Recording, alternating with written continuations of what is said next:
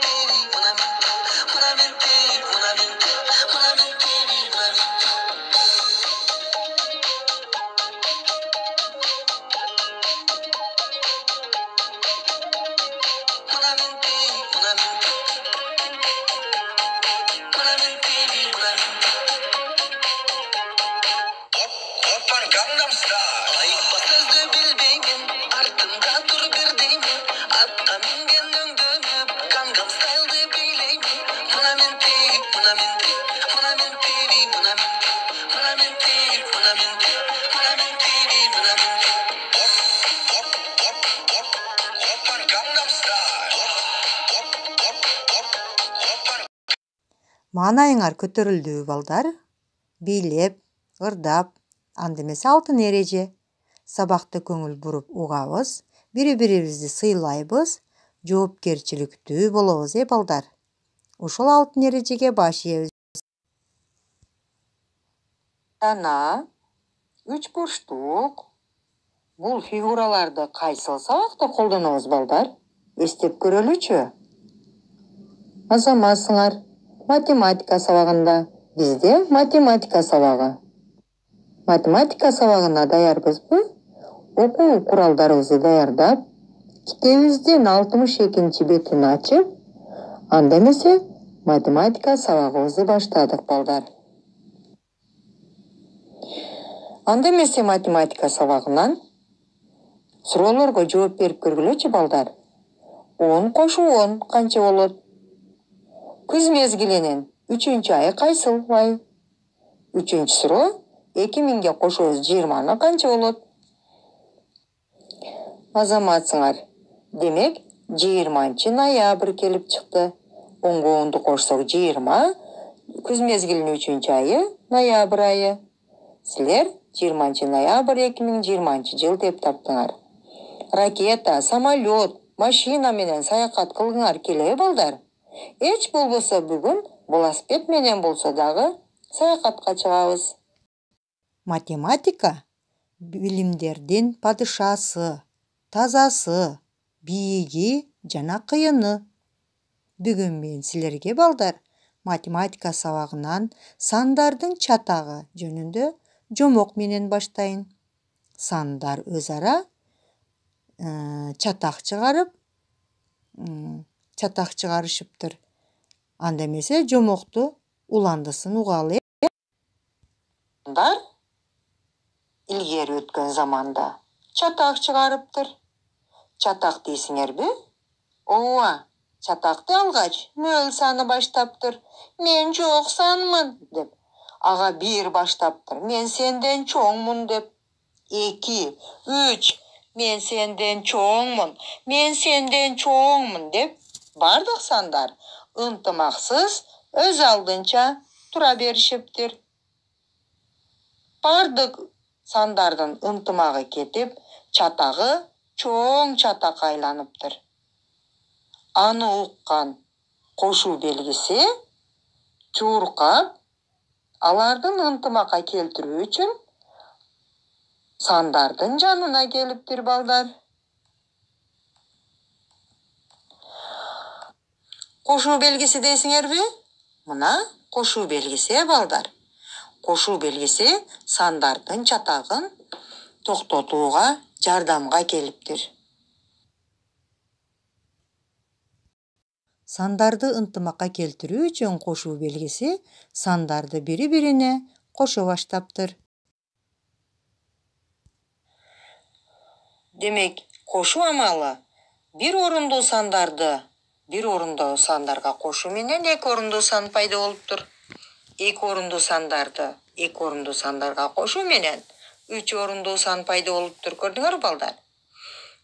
Үч орундуу сандарды үч орундуу сандарга кошуу менен төрт орундуу миңдиктер пайда болуптур. Андан кийин беш орундуу сандар пайда болуптур. Алты орундуу сандар пайда болуп, жети орундуу миллион ичиндеги сандар дагы пайда болуптур балдар. Көрдүңөрбү? Биз 4-класста миллион ичиндеги сандардын бирдиктеринен окуп үйрөнөбүз. Кошуу амалы андан да чоң сандарды жарата алат эле, бирок бизге 4-класска чейин бир орундуу сандардын миллион ичиндеги сандардын бирдиктерин окуп үйрөнөбүз. Демек, эки орундуу сандар ондуктар, үч орундуу сандар жүздүктөр, төрт орундуу сандар миңдиктер. Андан кийин миңдин ондугу беш орундуу сан, алты орундуу сан жүздүн миңдиги болуп, миңдиктердин жүздүктөрү. Кошуу амалына рахмат айтабызбы балдар? Азамат экене кошуу амалы сандардын чатагын жакшылыкка чечип берди бизге. Бүгүнкү сабак эмне жөнүндө болду экен? Бүгүнкү жаңы теманы айта аласыңарбы балдар? Ойлонолучу. Азаматсыңар. Бүгүн 20-ноябрь күнкү жаңы темабыз көп орундуу сандарды кошуу. Балдар, өтүлгөн темаларды бышыктап кайталап алалы. Өткөн сабактарды эске түшүрөлү. Биринчи тапшырма. Кошуунун орун алмаштыруу касиети кайсыл? Экинчи тапшырма. Санга нөлдү же нөлгө санды кошууда сандын өзү келип чыгат. Кайсыл эреже туура? Үчүнчү тапшырма. Кошуунун топтоштуруу касиети кайсыл бири кошуунун топтоштуруу касиети деп аталат? Өтүлгөн сабактар үчүн кайталоо суроолоруна жооп бересиңер балдар. Бүгүнкү сабактын максаты көп орундуу сандарды кошууга жана кемитүүгө карата мисалдарды, маселелерди жана көптөгөн тапшырмаларды аткарабыз. Анда эмесе бүгүнкү сабагыбыздын максаты менен тааныштыңар. Сабагыбызды улантабыз.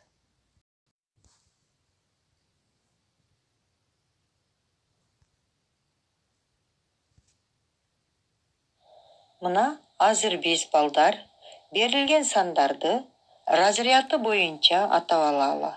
Биринчи разрядда бирдиктер, экинчи разряд ондуктар, үчүнчү разряд жүздүктөр, төртүнчү разрядда миңдиктер, бирдиги, бешинчи разряд миңдик ондугу, алтынчы разряд миңдин жүздүгү. 34 санында 3 экинчи разрядда ондугу сандын ондугу.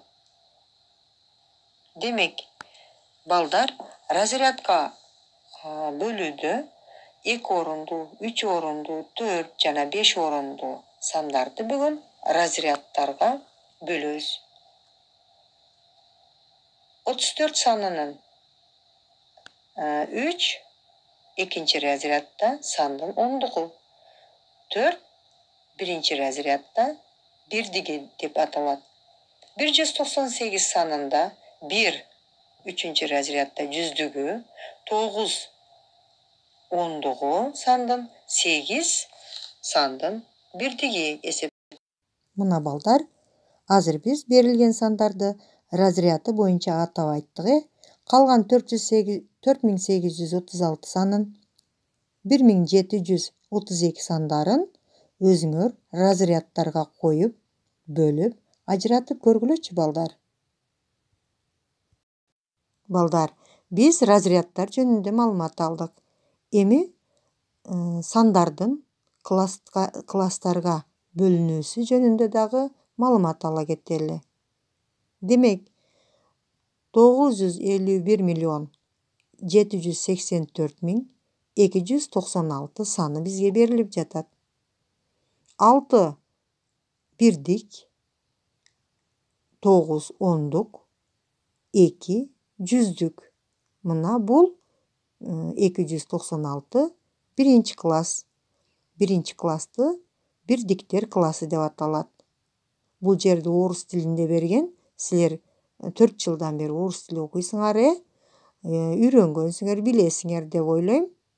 Экинчи, 784.000 санында 4 миңдиктин бирдиги, 8 миңдиктин ондугу, 7 миңдиктин жүздүгү. Бул экинчи класстагылар миңдиктер классы деп аталат. Үчүнчү класстагылар миллиондор классы болот.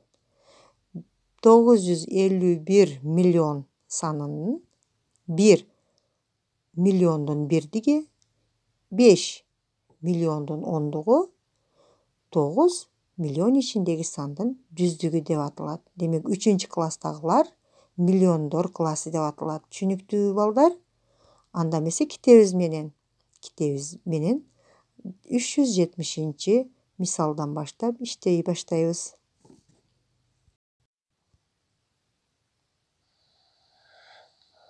Демек, кошуу амалы бизге 370 мисал берилиптир. Сандар берилген. Ошол сандарды үлгү боюнча класстарын, разрядтарын айтасыңар. Демек, бизге үлгүдө сан берилиптир. 2.378.675 саны берилген. Демек, 2.378.600. Китебиңердин 63 бетиндеги 372 мисалда сандарды окуп чыгасыңар балдар. 373 мисалда болсо сандарды мамыча түрүндө кошулган мына даяр. Алардын жазылуу эрежелерине көңүл буруп, көчүрүп жазасыңар. 374 мисалды фигура берилген. Периметрин эсептеп, тамгаларын пайдаланып, периметрин таап коесуңар.